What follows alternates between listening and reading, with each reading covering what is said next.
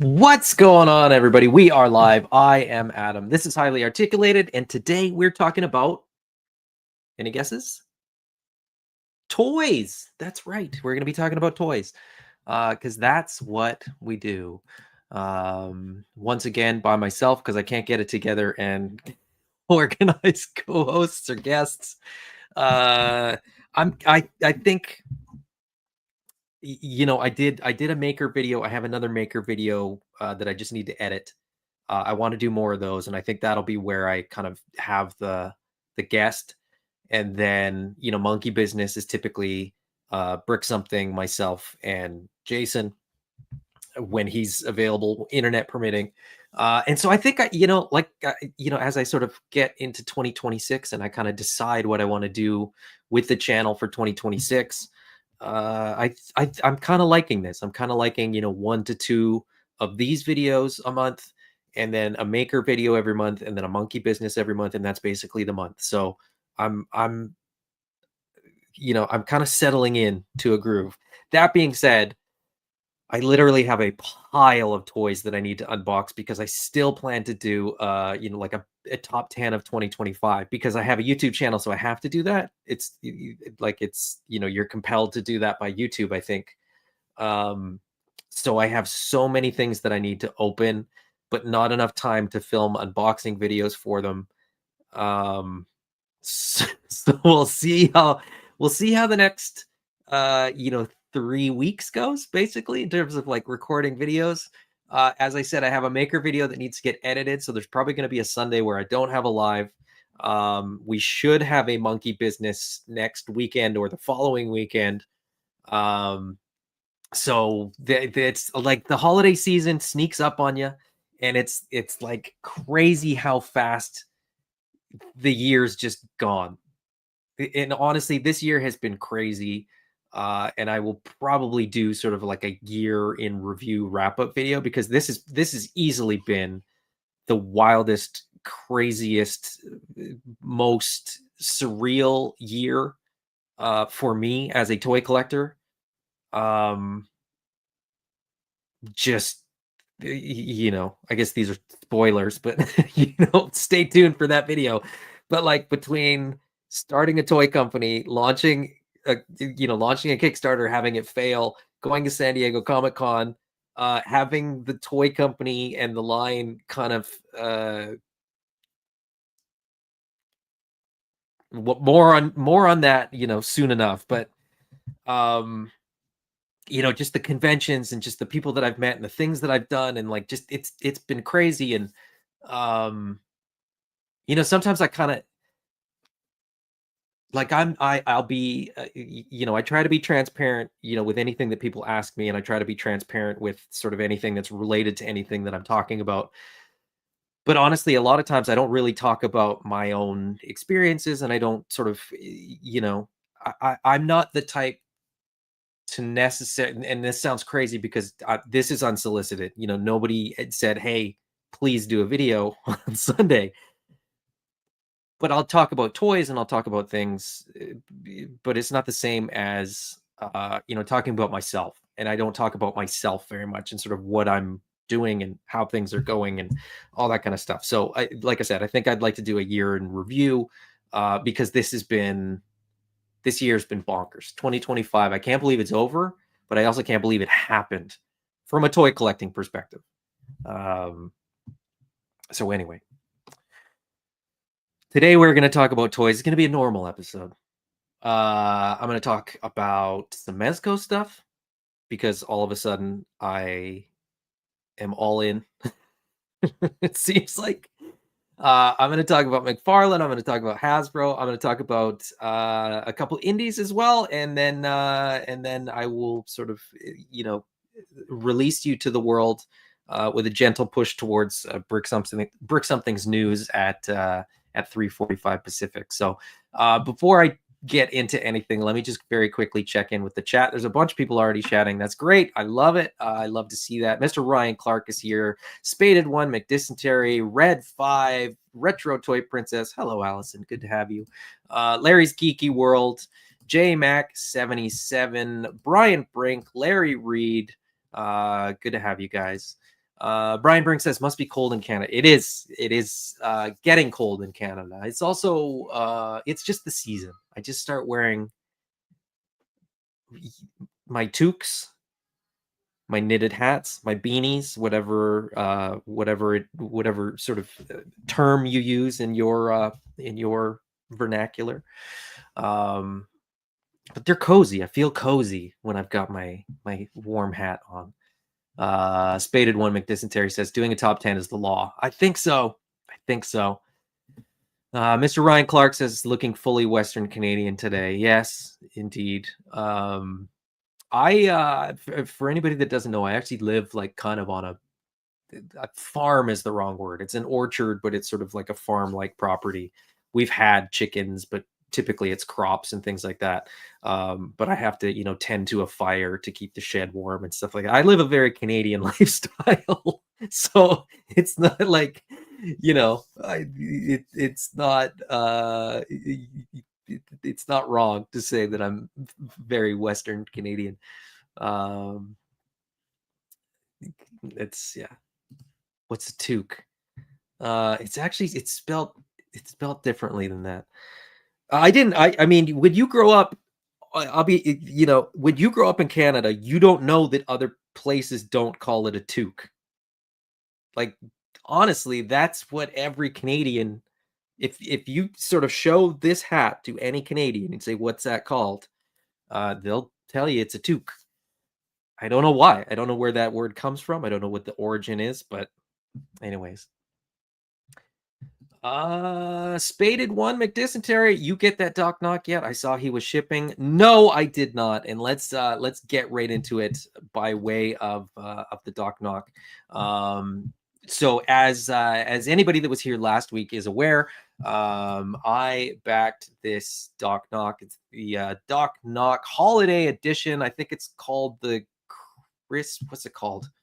Wicked Winter boxed set. Comes with the Krampus, the nice furry articulated Krampus. Super, super excited to get this. Hopefully I get it in time for Christmas. I would love to get this in time for Christmas to sort of put with my, my Christmas figure collection.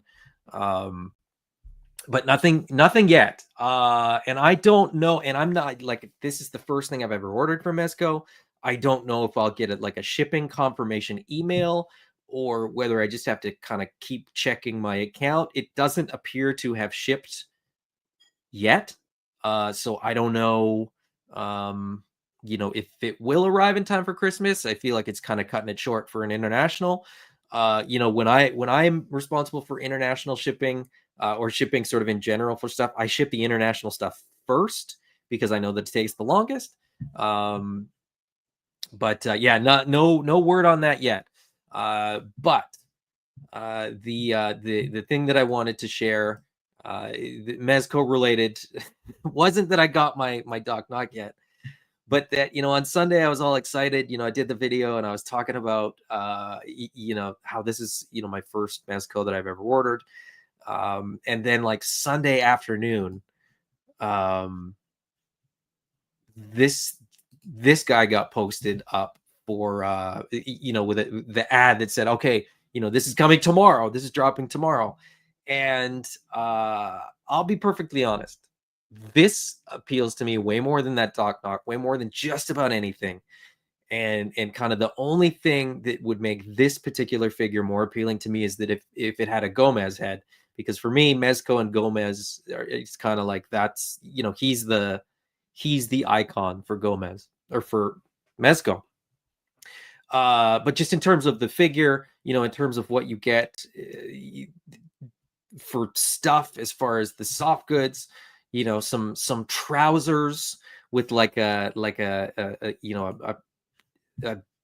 double-breasted kind of peacoat type driving jacket, whatever you want to call it, trench coat, with the cap toe Oxfords. Like, this is exactly what I wanted to get, and I've kind of been waiting for something like this to be the first Mezco that I ordered.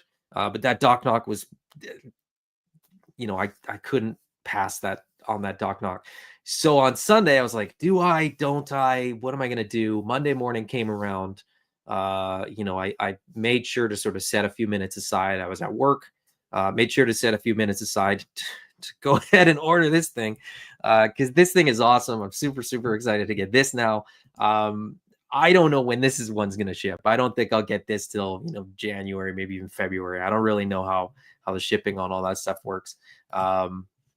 But yeah, now I'm very, very excited for 2 Mezco figures to arrive. Not just the one. So I can't get the pictures to work. Why can't I get the pictures to work? There we go. So this is the Mezco Senor Blanco White Skull Agent. Looking very, very cool. The Gentleman Spy. I like the skull. I like the Rumble Society stuff. Just has this weird kind of this kind of 1950s, 1960s pulp style to it, where nobody really questions how absurd how all the characters are. There's skull heads, and there's heads that light up, and there's a lot of skull heads, now that I think of it. It's just so eclectic and so weird, but it all kind of works because it's all Rumble Society. So I'm very, very excited about Rumble Society. I was saying to Toy Father, who gifted me a Mezco figure, which was in fact my first in-hand Mezco figure, which I opened this week, and posted a video for, and I absolutely love it. It's another Rumble Society figure, the Hawk P40. Check that video out if you haven't. But I was saying to him that this is perfect, because this was me in my 20s. Like, apart from the skull head, head to, well, also apart from being a multiverse fantastic interdimensional traveler, but the coat, the slacks, the Oxfords, that bag looks virtually identical to a bag that I carried for years. So this was meant to be. It was meant to be for me to get to pick up this figure. And then because I picked up this figure, and there's the alien head that I don't necessarily care for. Where is it? Let's see the alien head. Trying to get to a particular slide here. So this head right here doesn't do anything for me, but it does do something for somebody else. So I'm actually going to end up getting a Gomez head to go with this as well. So that's everything sort of worked out pretty much perfectly in terms of getting this. And I heard this was hard to get. I guess it sold out really quick. I just got in there, ordered one, and sort of went about my day, and then heard that it was not so easy to get this one. And I think it's going back up for pre-order in January or something like that. But anyway, Red 5 says Dave Wonder called that hat a toboggan. A toboggan is a different thing. Spaded One McDysentery says that set looks like a good time. Hope you get it before Christmas. I hope so too. And he says the jacket with Blanco is cool as hell. I'll probably order a similar knockoff. Yeah, that's just the look. Like this picture here, the sort of I I have always had a weird thing with Mezco's proportions when they do things like Marvel characters and DC characters and stuff like that, where they almost, to me, look like Mego proportions, which look kind of off and just kind of odd. I just never really liked them. Um, but the more people that I met that were like obsessed with Mezco and just, love Mezco and swear by it, saying, it's the best stuff. If you like soft goods, it's the best you can get. The more I kind of looked at them and then and the more I looked at them, the more I really started to appreciate the Rumble Society stuff, kind of only and kind of specifically. Um and just what they're doing with that, with the comic books and with the lore, and just like how it's kind of chaotic, but it's kind of, contained in its chaos. And it's just like really, really cool. And Spaded One McDysentery right here. Some Rumble Society is my favorite thing in toys right now. Mezco first party stuff is so much fun, and that's kind of how I'm looking at it. I'm kind of looking at Mezco, as a toy maker that happens to have a line that I like, but not all their toys speak to me. So, um, Game Quest says, "Congratulations, you're going to love these Mezco offerings."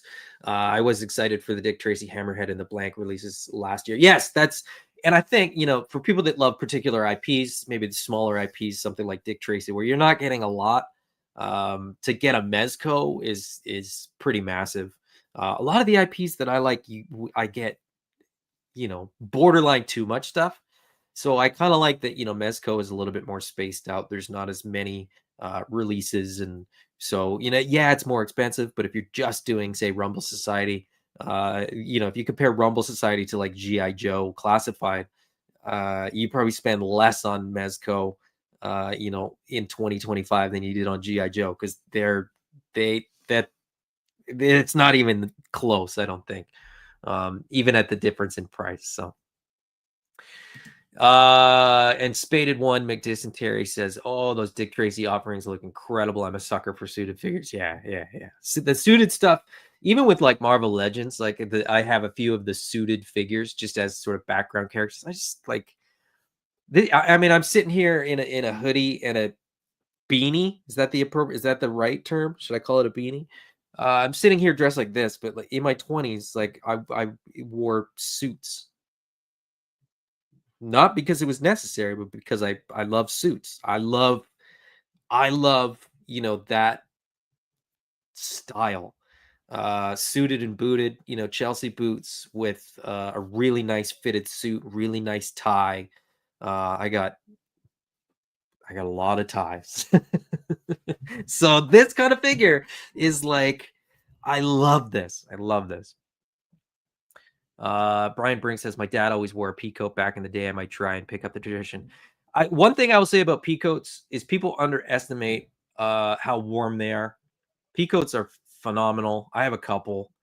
They don't fit me anymore because also when I wore all that stuff, I was much fitter because I didn't have kids, and I don't think I can fit in a lot of that stuff anymore. I think I could if I try. If I my goal is to fit in them again. But anyway. Mr. Ryan Clark says, "I regret not taking a chance on Mezco's The Shadow." That's fair, totally fair, and I totally understand what you mean. Because I was kind of there with, taking a chance on Mezco for me. I almost took a chance on the Mezco um, Snake Eyes, and I almost took a chance on Mezco on the blue and yellow suit, Uncanny X-Men 275 Wolverine. That one's still out there. Actually, both of those are still out there. You can still kind of pick them up. So I'm kind of on the fence now, having a Mezco in hand, sort of like just knowing what they are and sort of how they work. But I think I'm gonna just stick to Rumble Society stuff at least for now. Um, Spaded says, "I could a man could make a good living starting the fool of a knit company." Um, Collecting Brother says, "Call it a toque." We understand now. Um, Mr. Ryan Clark says, I wore nice shirts and ties at my former comic shop job to set myself apart. Sadly, I can't fit in them anymore. That's where I'm at too. I had to wear a collared shirt for our family Christmas photos that I bought years ago. And years ago, it was like one of the sort of more casual fitting ones, and I could barely fit in that thing anymore. So it's rough. It's rough because I like yeah, maybe I should liquidate that stuff. I bet I could sell that stuff and put that into more toys. But anyway, Spaded says my first Mezcos were Popeye and John Wick, but it didn't really stick until I got Stealth Ops Gomez. Yeah, I think I think the Rumble Society stuff is really where Mezco shines. Like, I mean, at least in my opinion, and your mileage may vary, but like genuinely I'm way more interested in what people are doing that's like new and unique and different, cool, than um re-releasing things that we've already gotten in Marvel Legends or from McFarlane or from the DC lines in the past. Like I just I've heard that John Wick's really good. I've heard that like the Constantine is really good.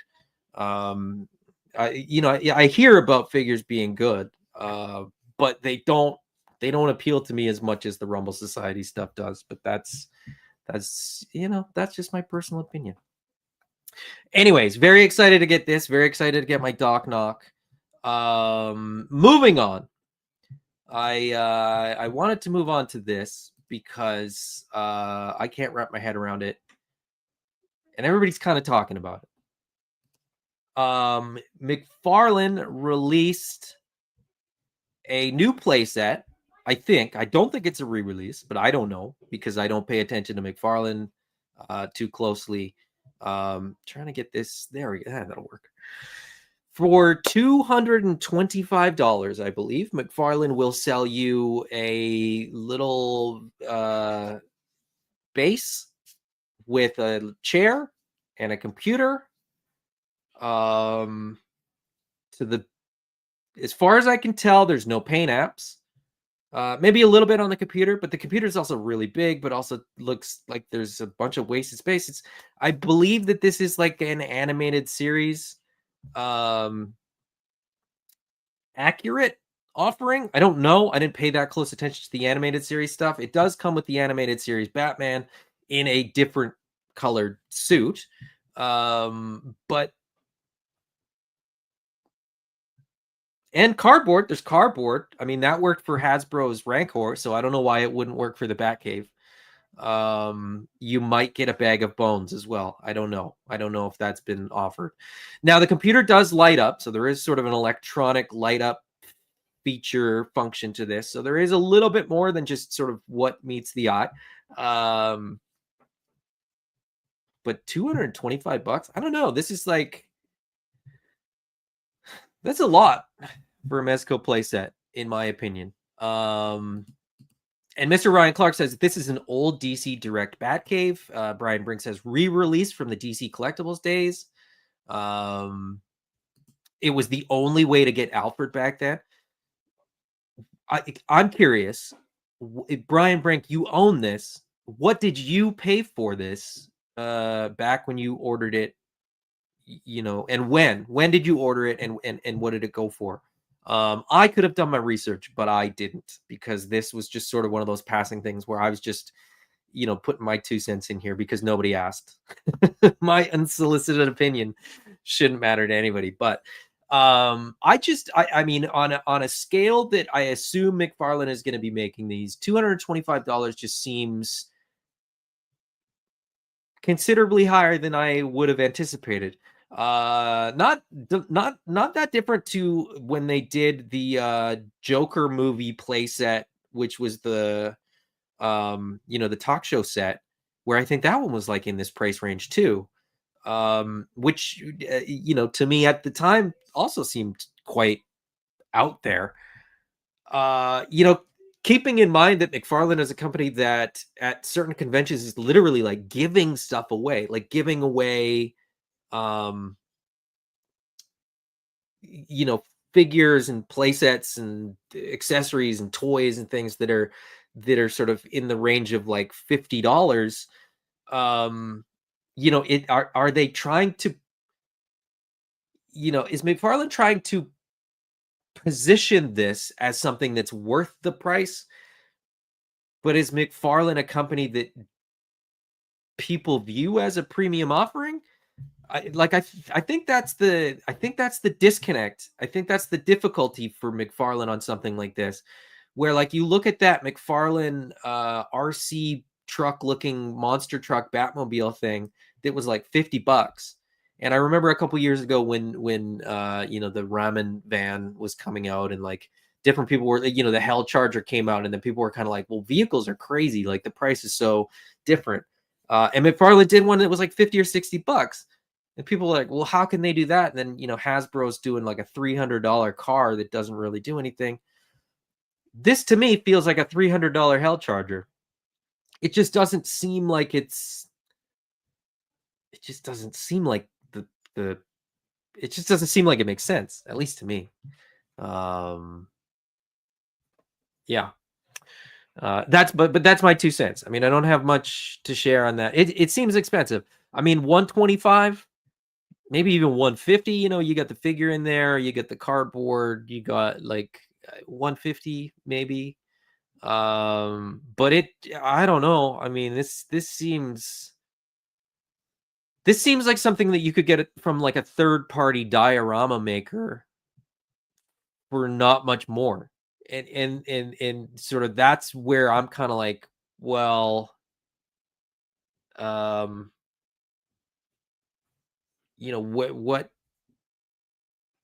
why would I give McFarlane this much money for something that I could get, an independent creator to do with a little bit more personality and a little bit more, I could say, oh, you know what, I want it to fit this, or I want it to do this. You'd have a little bit more input, right? So I don't know. Very, very crazy.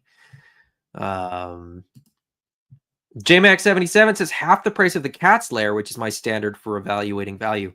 And I think, the Cat's Lair comes with like 3 computers, multiple chairs, the whole thing. The Cat's Lair I didn't buy, but I definitely didn't think that it was, priced incorrectly. I felt like the Cat's Lair was very much in line with what the Cat's Lair should be priced at. This seems like a stretch. That's all I'm saying. But Brian Brink does say this thing is huge, wouldn't fit in my shelf. That's fair. If that figure is 6 inches tall, you got to say that this is what, 14, 15 inches, maybe 16 inches tall, maybe 2 feet wide. So let's say 1.5 feet tall, 2 feet wide. So it's pretty big, granted. But a lot of that space is the cardboard and the base. And beyond that, play value wise, I kind of look at this and I go, okay, well, Batman's almost always alone in the Bat Cave. Maybe you get Alfred in there, maybe you get Robin in there, but who else is going to be in there?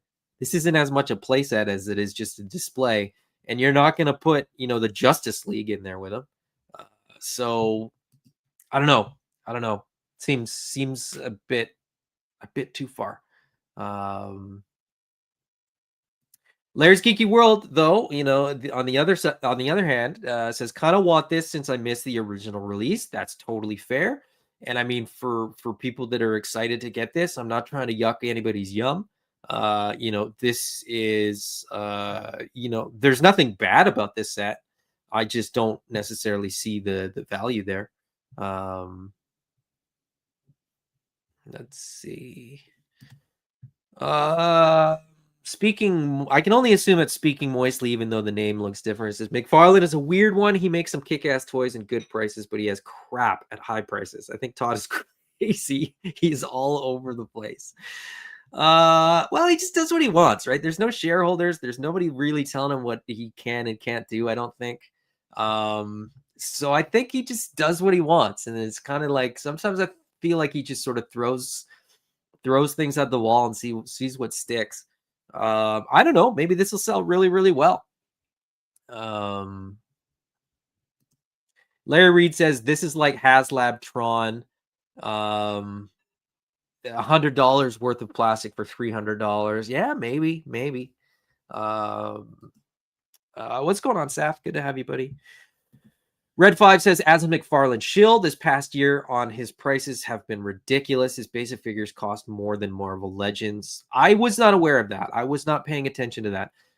So maybe his costs have gone up dramatically. Maybe he's kind of just looking to cash in the last year that he's got the license. Yeah. I don't know.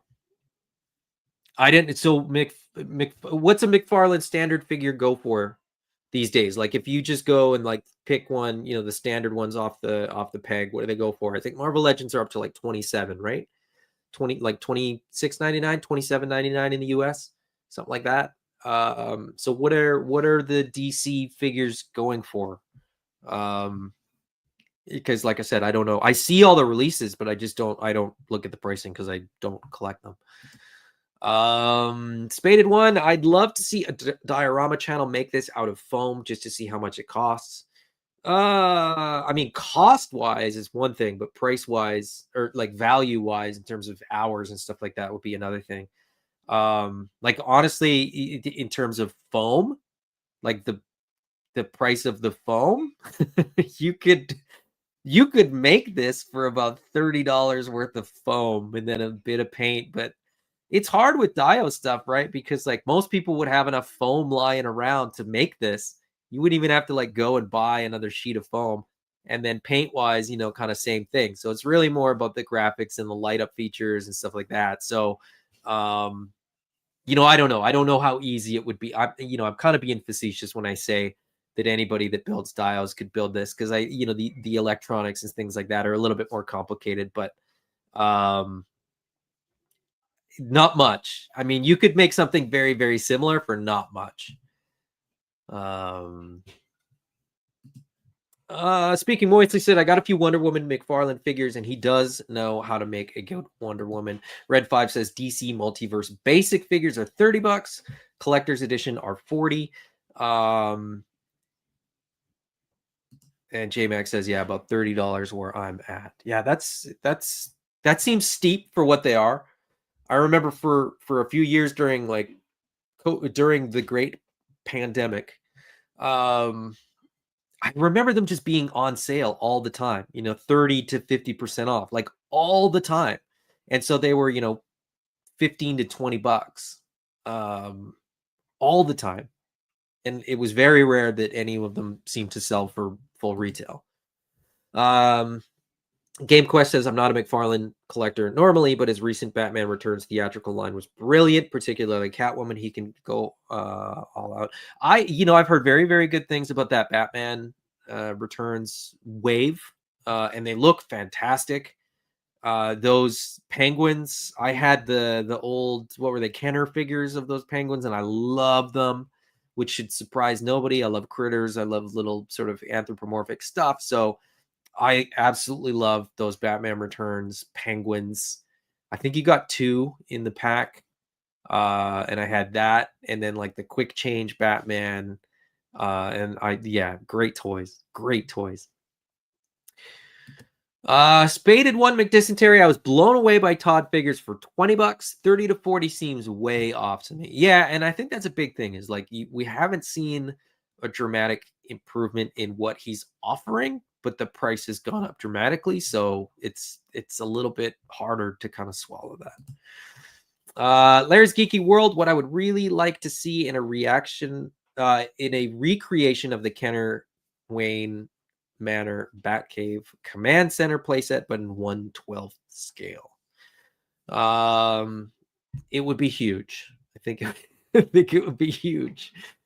I mean, apart from Super 7, I just don't know who's doing stuff like that. We get stuff like this.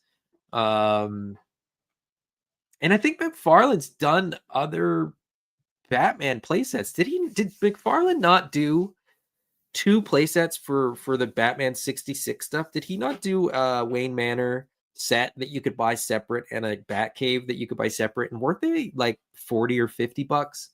Like that's where I'm struggling to sort of figure out how this pricing makes sense. But then again, I don't collect that stuff. I don't collect Batman or DC stuff. So maybe that stuff was made by somebody else. Brian Brink is back to us. Thank you so much, Brian. Checked his BBTS receipts. 139 in 2019. So, accounting for inflation, accounting for costs going up, accounting for all that kind of stuff, it's still a re-release. So that's where I kind of struggle. I feel like he might have looked at Hasbro doing re-releases where they cranked up the price and thought, well, if they're doing it, why can't I do it? And done the same. When you're using the same molds and you're doing the same thing again, it doesn't technically cost you as much the second time around. Because if you've done it right, you've recouped your costs in the first time, and then the second time, your molds are already done, so you can cut that out of the cost. Engineering, all that kind of stuff is done. So, if this was 139 in 2019, I mean, that's very different times. Oh man. Yeah, I mean, I guess maybe it was overpriced then too, but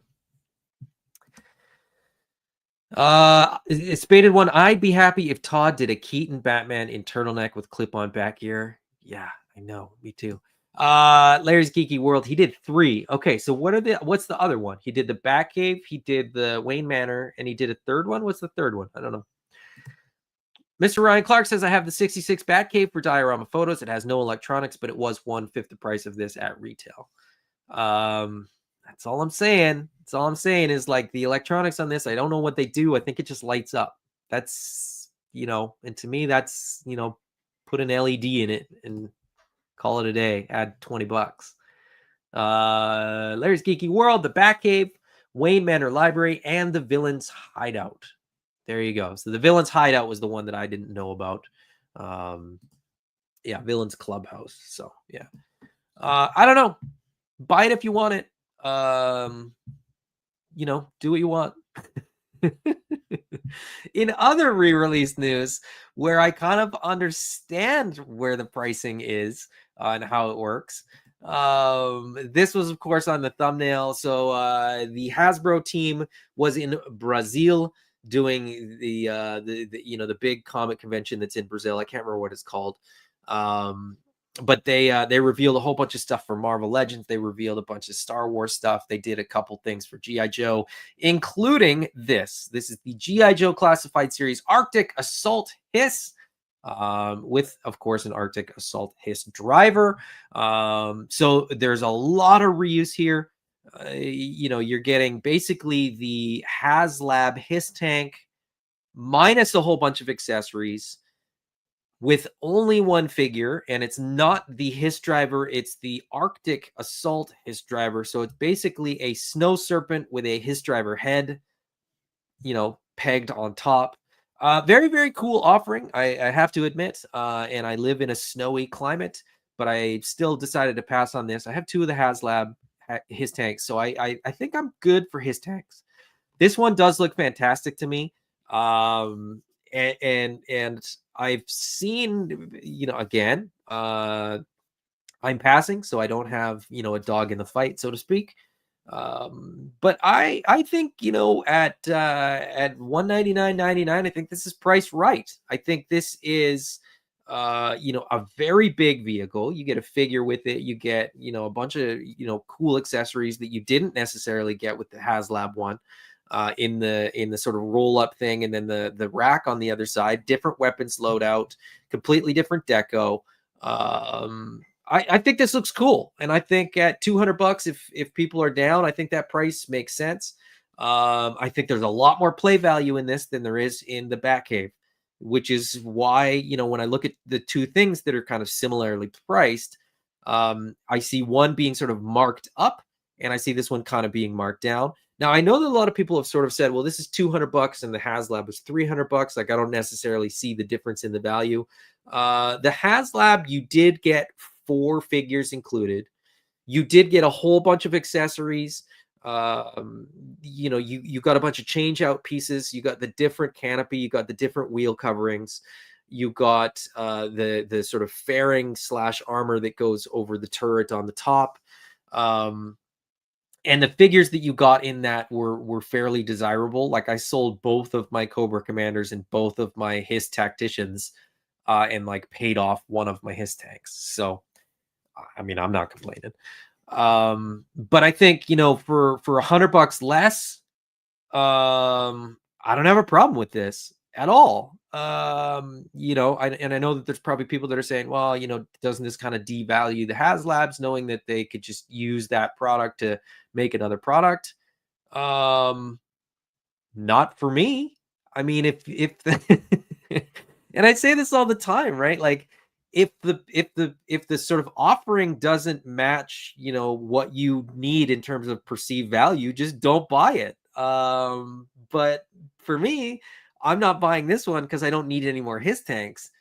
I suspected that they would do this. I was not under any false pretense that once we got a his tank, we wouldn't get a bunch more his tanks, and I'm okay with that. Like, between a red one, between a blue one, between a septic tank, like, do them all. The more the merrier. And I think, anybody that gets angry about Hasbro making a toy, that's just weird. You could debate the price. You could say the price is too high or too low. That's what I just did with the Batcave. But I'm not mad that they're making a Batcave, just like I'm not mad that they're making another His Tech. So, um, Larry's Geeky World says you got the electronics too. That's again, very, very good point. We got lights that are really, really cool. So there's lights inside, the cockpit. There's lights that come out from the underside with a Cobra logo. There's lights inside the cab. And so I'm not, I think the HasLab had great value, and I think this has pretty good value too. So I don't know. My opinion, this is a great offering. If you missed the His Tank the first time around, maybe this is a great opportunity for you. If you got the His Tank in the HasLab, maybe you still want more.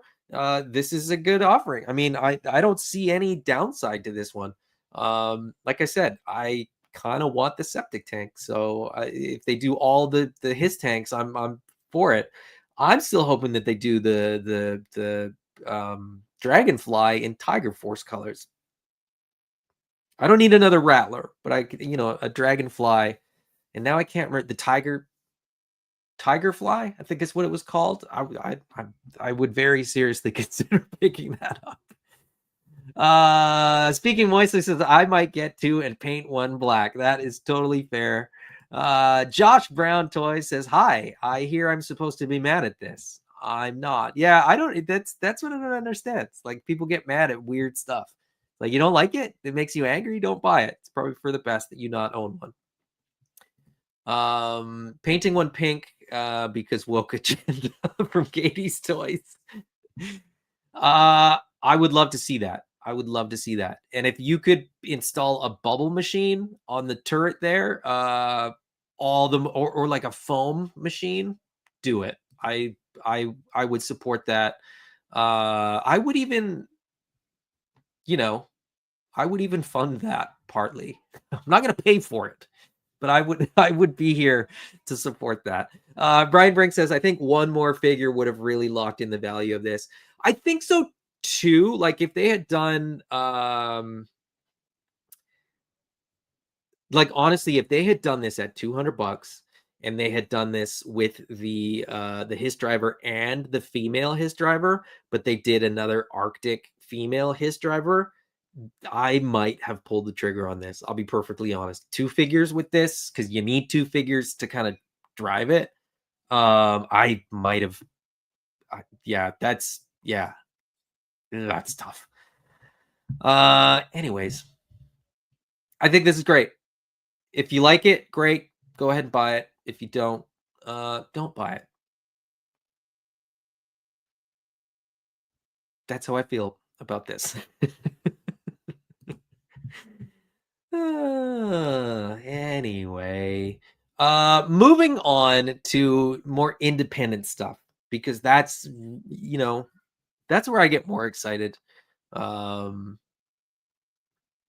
we'll move on to that in a moment here after I take a sip of my beverage.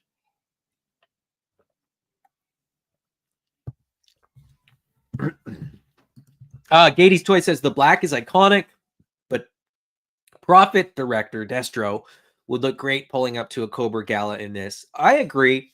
I'm kind of the Arctic stuff, as weird as it is, and people are always like, "But you live where it's cold and don't you get snow?" Yes, I have snow right now.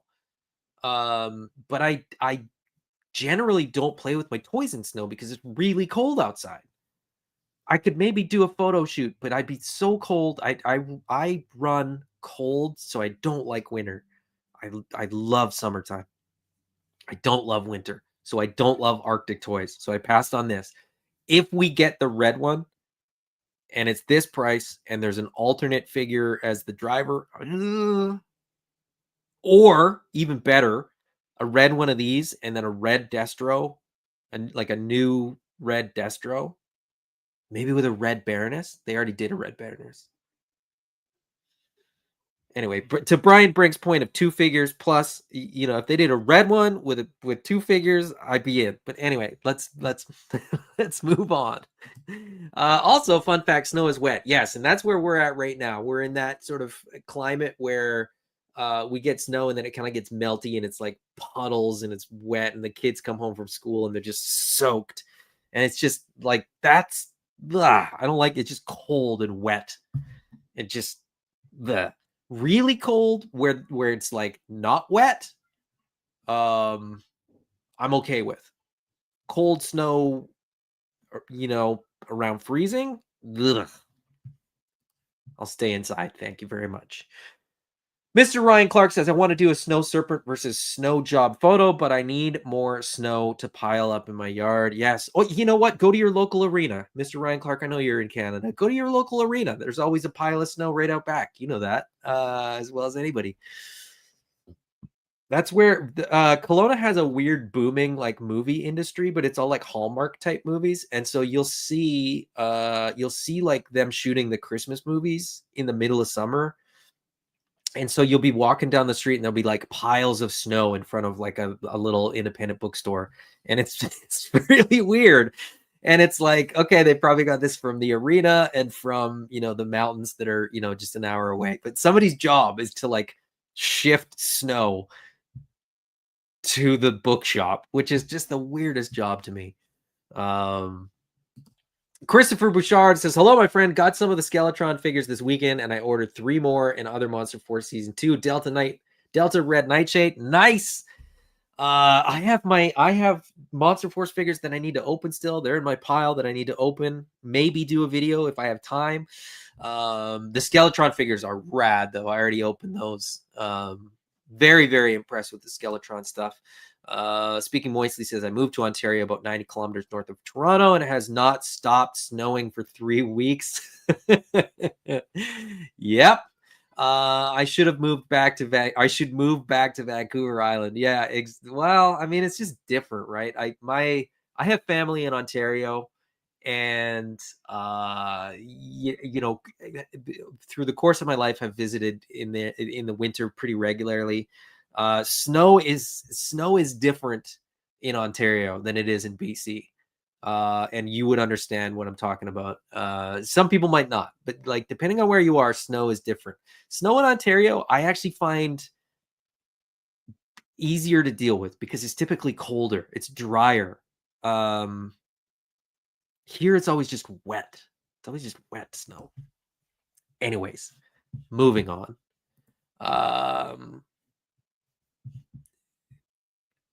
The Odious of the Old West and Army O Kickstarter wrapped up yesterday. Yesterday morning around noon Pacific, I think 11:30 or noon Pacific. Successfully funded, a couple hours before the Kickstarter campaign ended. I just want to give a huge shout out to Wade, and Lady Odia, or what's Mrs. Odious, Mrs. Wade. I don't know. Congratulations on a successful Kickstarter. I hope them all the best. I mean, this it's just really, really cool to see independent creators, doing what they love and being successful. Yeah, project funded, and this is showing updates. I don't know why it's not showing the campaign. There it is. Odious girl. That's what it is. In the chat, she's odious girl.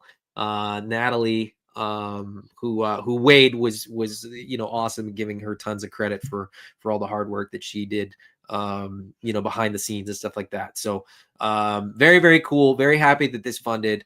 Very excited to see, the Ronin and the Inuit character that Big Bad Toy Store will be doing as well. So congratulations to these guys.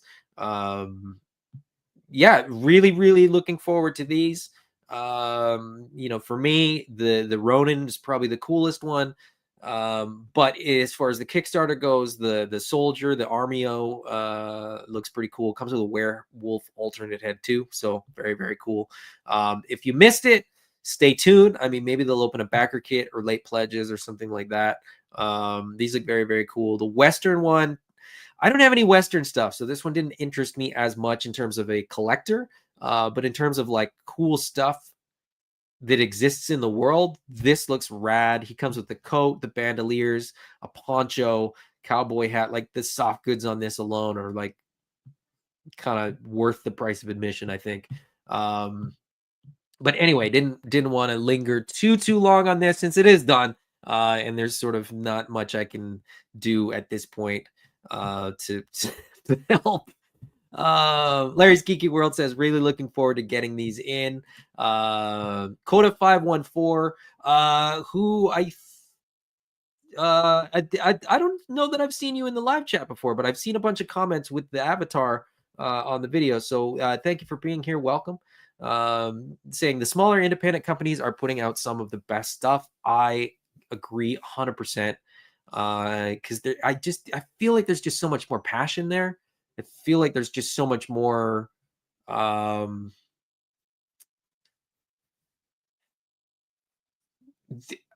I hate to say this because I know that like the brand teams behind some of the more corporate offerings really are passionate about what they're doing. But they're kind of stifled by, the corporate part of things. I feel like independents are more able to kind of get what they're passionate about to market, even if even if like a corporate person would be like, no, this is a bad idea, these won't sell. Like there's more risk being taken. There's more sort of progressive ideas in terms of how to do articulation, like how to do accessories, like how to do soft goods, like all of that seems like it's coming from independence. And you look at you look at Marvel Legends, and I'm not trying to like pick on them, but it's like it's the one that I'm probably most familiar with that isn't as progressive. You look at Marvel Legends, and I'm not talking about it today because I just don't have interest in it for this very reason. They reveal a new Spider-Man figure, and it's like it's not even the best articulation that Marvel Legends is capable of, and it's sort of like, okay, so why am I buying this? Like, what's the point? You're not even giving me your best product. You're giving me another Spider-Man. I had 30 Spider-Mans. This is hypothetical. I'm not a Spider-Man collector. I have like 2 or 3. I have 3, and one of them's a Toy Biz Spider-Man. And I'm good with 3. I don't need 30, but the people that have 30, they're like, okay, you give me another one. Why do I need this 31st one? And it does, like, the articulation isn't better. They haven't like fixed. People keep going like, give me the double barbell on the torso, right? Barbell from waist to abdomen to chest. Give me a barbell on either side. Make this figure move properly. And they're like, nope, we're putting an ab crunch and a weird twist where you don't like. It doesn't make sense. I could genuinely at this point speak from experience and say like, that's not how independents work. The independent toy makers are like, how can we do this better? What can we change? What can we make better for the next time?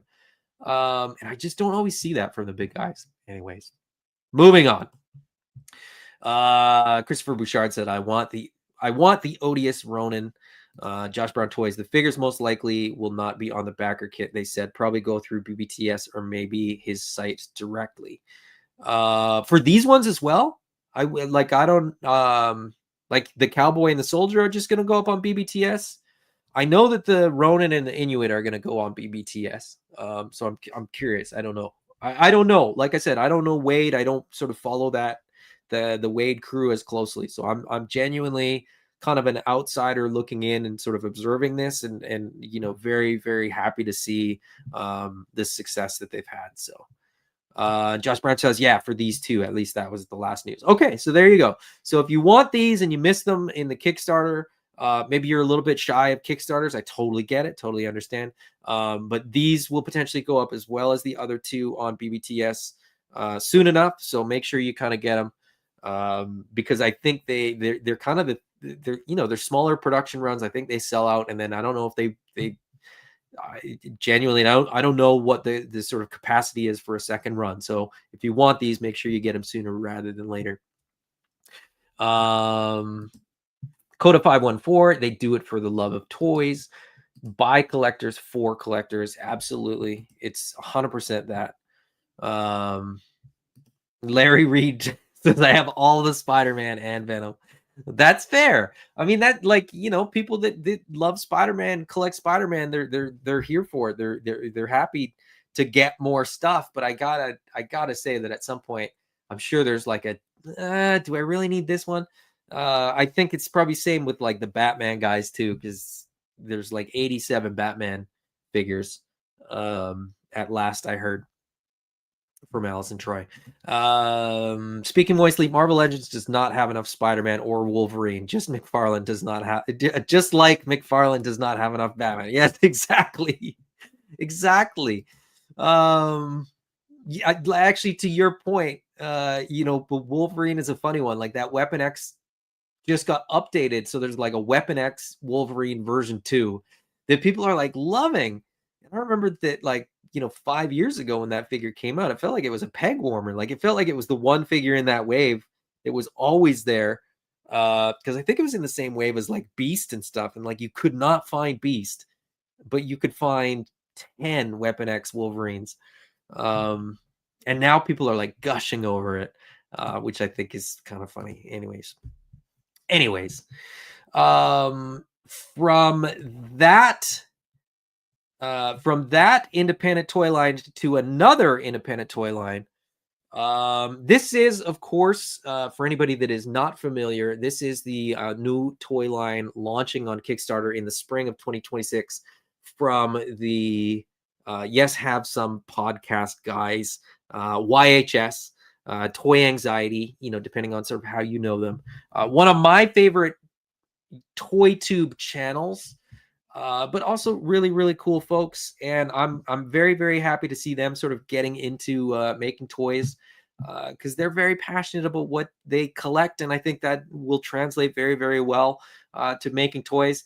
And so they're doing the Cryptoids War for the Green Planet. The Mothman got revealed a while ago, not too long ago, I feel like a couple weeks. And it looks phenomenal.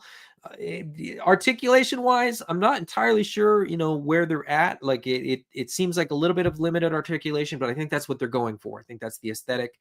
So it's a little bit different if you're looking for, an SH Figure Arts Mothman or something like that. I think this is going to be a little bit different. I think this skews more towards what I like, more sort of like toy centric rather than more collectible centric, I guess. These look fantastic. I love, the Mothman on the back there. I didn't even realize at the time, but like the back, it's like a skull in the pattern on the wings, which looks really, really cool. And then you get this like totem pole kind of looking thing as like an axe almost. I don't know. It's an accessory that he can hold in his hand. And then just a couple of days ago, they revealed the Yeti. The Yeti looks awesome. I'm very, very excited about this line, these figures. Here is their Instagram as well, because there's more stuff on Instagram. You can follow Go follow them on Instagram. Cryptoid Toys over on Instagram. Um, but yeah, so the first reveal was the Mothman. There's the back. I don't know if this glows or if it's translucent, so you can shine a light through it.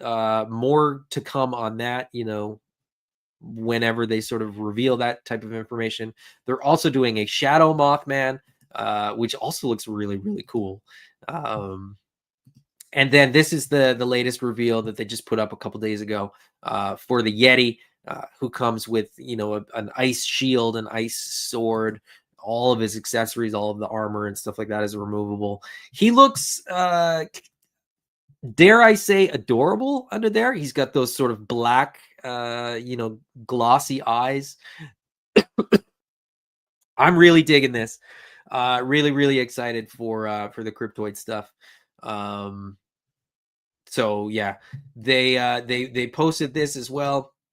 So the Mothman's going to be about 5 inches tall, with the Yeti being about 7 inches tall. So they're kind of in that 112 scale. The nice thing about anything like this, where it's sort of beasts or monsters or animals, is that because they're not humans, they don't have to be exact. So these will fit. I would say that these will fit your smaller import stuff that's kind of more of a true 110 scale, your 112 scale stuff, or sorry, your 112 scale stuff, which is more SH Figure Arts, Star Wars Black Series, the stuff that skews a little smaller, but they'll be fine with Marvel Legends or GI Joe Classified, or Skeletron or what have you. But then I think they'll scale fine with Mythic Legions, or Animal Warriors of the Kingdom, or those things that tend to skew a little more towards like the quote unquote 7-inch scale too.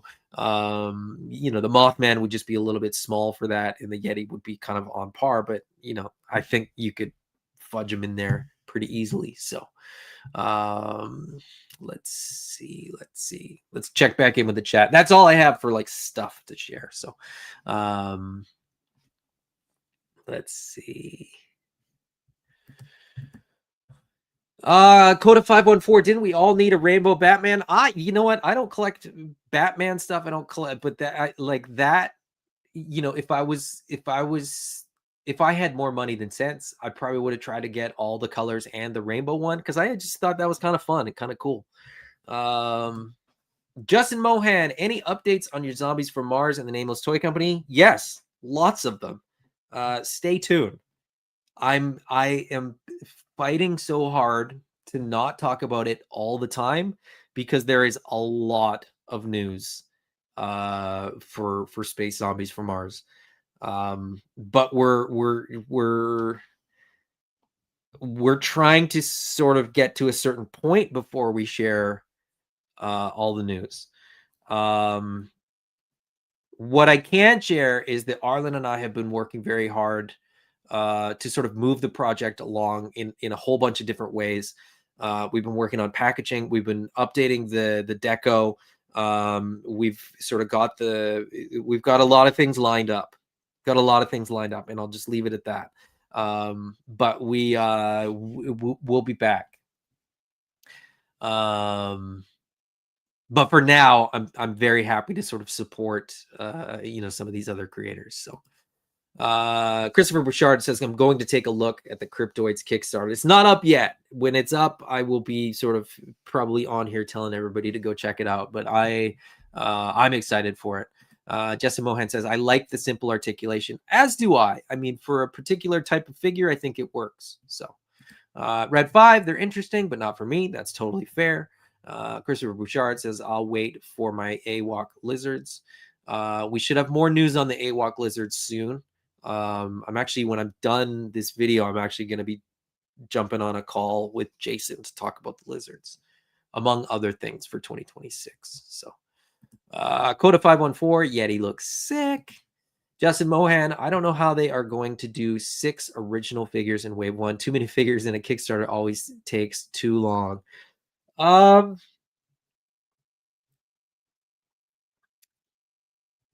It can. It's complicated.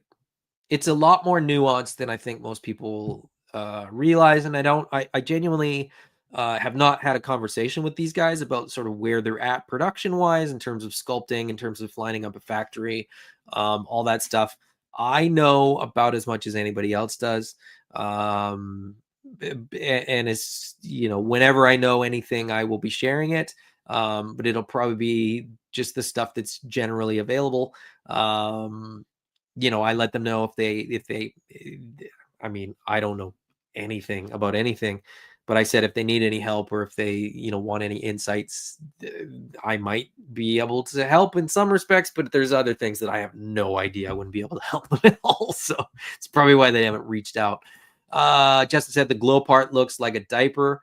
Yeah, I mean, now that you said it, I won't be able to not see it, but yeah, I agree.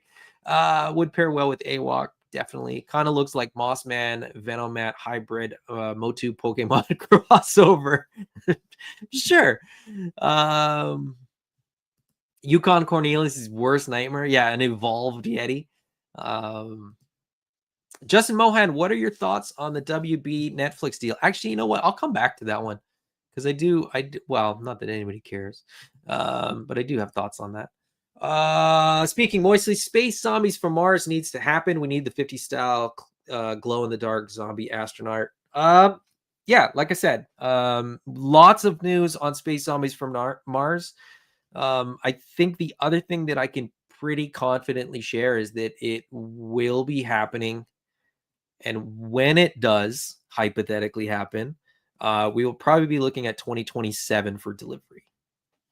So, as it stands now, we will be doing another Kickstarter in 2026 with delivery scheduled for 2027. Christopher Bouchard says an AWOC tiger. I don't know what that's in relation to, but I'm not going to confirm or deny that an AWOC tiger will be made. Yeah, enough on that. That's all I'm going to share in regards to the tiger. Needless to say, I could share a lot more on an AWOC tiger, but I won't. All right, Justin Mohan. So, like I said, that's kind of all I got to talk about toy news wise, at least for today. Before I get into the Netflix thing, I will say this for anybody, for AWOC stuff, Animal Warriors of the Kingdom stuff, Spiro Toys stuff, Space Zombies from Mars. Like I'm kind of intentionally not giving any news for the rest of 2025. But I will say for both, there will be a lot happening in 2026. And I'm very, very excited about all of it. I think, I think we're learning from our mistakes. I'll just say that we've learned from our mistakes. We're sort of adapting. We're learning. We are progressing. We're making decisions that I genuinely believe will sort of expedite certain processes and make certain things a little bit more seamless. And there will be fewer announcements fewer vague announcements and more more sort of transparently clear announcements that in terms of timeline, in terms of like, even if there's stuff that we're announcing where it's like we don't know the date for we're just showing you this kind of thing, we'll be a little bit more clear about stuff like that. So as I said, a lot of news coming sooner rather than later. I mean, it's December 7th. What I'm saying is, like, in January 2026, start fresh. We're going to have a lot of news. Animal Warriors of the Kingdom, Spiro Toys news, basically Bushido. It's why I keep saying Spiro, not Animal Warriors of the Kingdom, and Space Zombies from Mars. Those are the three things that I will have lots of sharing to do. Mr. Ryan Clark, so you're saying there's definitely a tiger. I'm not confirming or denying that there's a tiger, but if there were, there may be news about that tiger in January. Um, Christopher Bouchard says the Supergirl teaser comes out this week. I don't watch teasers or trailers for movies that I know I'm going to watch, and I know I'm going to watch that one because I loved Spider-Man. I love what James Gunn has done with comic book stuff, comic book movies. Um, I'm down for whatever he's doing with DC. And on that side note, I'm very curious to see how this WB Netflix merger thing goes. I heard that the US government might stop it from happening, which I don't understand how or why they could or would or whatever. It doesn't interest me. But just speaking, generally about what do I think if WB and Netflix merged, I actually think it might be fantastic because you're kind of taking out a middleman in some respects. So Netflix has done movies that have been theatrically released, for a short amount of time because you can't be nominated for an Oscar if you aren't in a theater. So for stuff that they've felt strongly enough that it was like Oscar worthy, they've put it in theaters. So I don't think Netflix is going to shy away from putting a movie in the theater. Now, what I think it also means is that Netflix can put money into something that gets a theatrical release where they get sort of instantly some money back and not worry as much about how much it makes at the box office, because then they can just roll it right into the streaming service and have it exclusively on their streaming service. So, I think like they're kind of diversifying the earning potential for any movie that they make. You can still put it under like a Warner Brothers moniker. It can still be released as a Warner Brothers movie. Um, and and but it's still a Netflix product ultimately. I also think that like picking up Warner Brothers means that they're basically just buying a massive back catalog that they can put onto the streaming service, which is probably cheaper than paying a licensing fee and then not owning it. So I know a lot of people are sort of like, well, this is like the end of theatrical movies. I don't think so. I think that there's still a market for theater movies. Um, although I do think like I don't think the economy is great for theaters right now. I think people are genuinely like struggling with what they can and can't spend money on. And I think, people going to theaters is down. And I don't think that's necessarily a result of the theater experience being less than it ever was. I think it's more about people just can't afford it and they're paying for streaming service and these things end up on streaming service eventually anyway. So I don't know. I don't know. But I don't think Netflix buying Warner Brothers necessarily affects theatrical releases. I think, Warner, like, I think Warner Brothers is struggling, if they're banking on theatrical releases and the money's not there. In some respects, it's sad that people don't go to the theater as much. I love film. I took film studies in high school and in university. I worked at a video store long after any Blockbuster was still open. We were the only video store open when I still worked there. I worked there off and on for like 6 years. Loved it. Loved film. Um,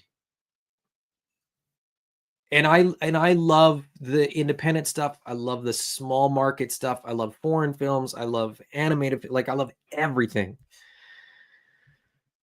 I just don't I think the theater model is a little bit broken, and I think it's a little bit outdated with the quality of what you can watch at home and with sort of how quickly things get to your home. But anyway, that's my 2 cents. You asked. You asked. You asked for that.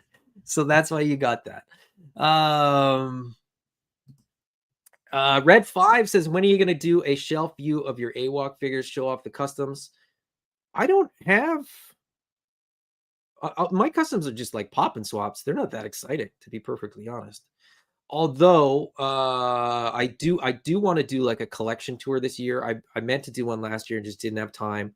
I did one a couple years ago, and my office is pretty dramatically different from what it was 2 years ago. So I would like to do one. I've tentatively scheduled it for sort of the Christmas week. My top 10 of 2025, my collection tour, my most anticipated of 2026. I'm hoping to have all those for sort of the Christmas to New Year's kind of week. But who knows? I have no time. Coda 514 says, I'm not familiar. What is your attachment with AWOC? I work for Spiro Toys. I sort of moonlight. I have a full-time job in retail. And then I sort of, when I get home, I do customer service emails and do logistical stuff and work with Jason on the stuff that he doesn't want to do. So that's my attachment. My attachment? That's my connection. My attachment with AWOC is that I just love them.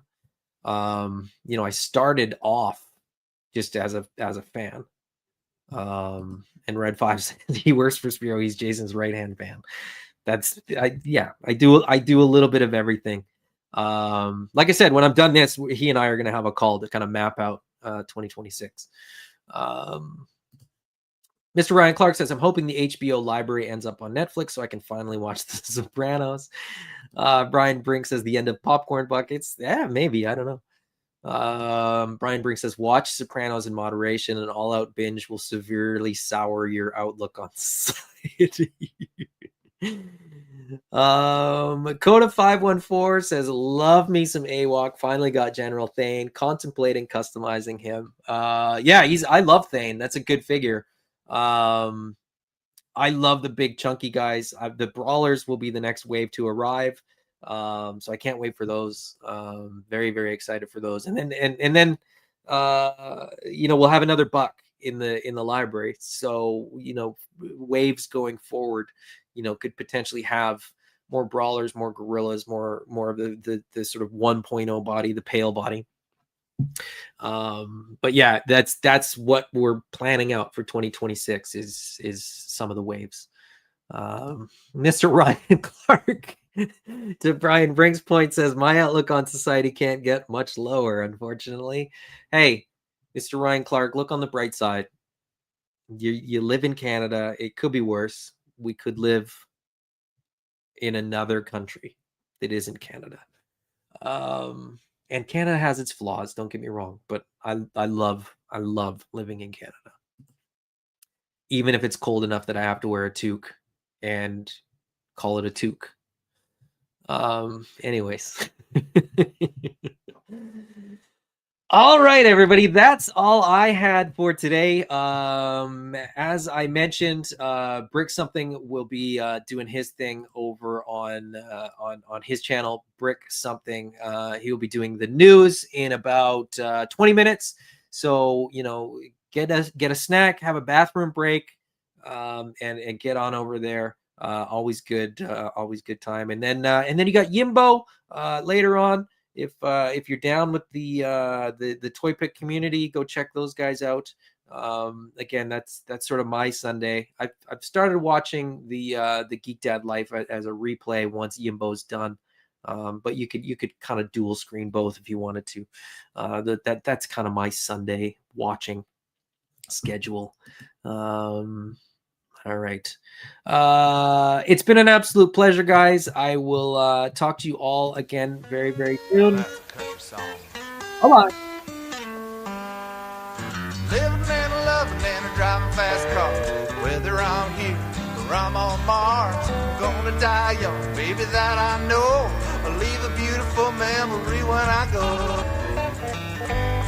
Well, I woke up this morning feeling pretty damn tired. I was up all night at a moonlight fire. There was beer, whiskey, beautiful girls, but you can't afford no diamonds and pearls. So I told them I was famous for singing this song. I thought for a while I'd strung them along. One said, fellas, got a pretty good game. Tomorrow I won't even remember his name. Well, living and loving and driving fast cars. Whether I'm here or I'm on Mars, I'm gonna die young, baby, that I know. But I'll leave a beautiful memory when I go. I'll play that just like your daddy taught you.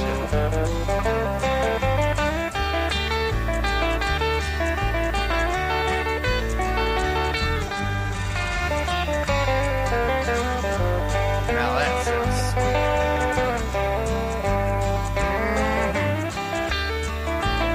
Guitar picker.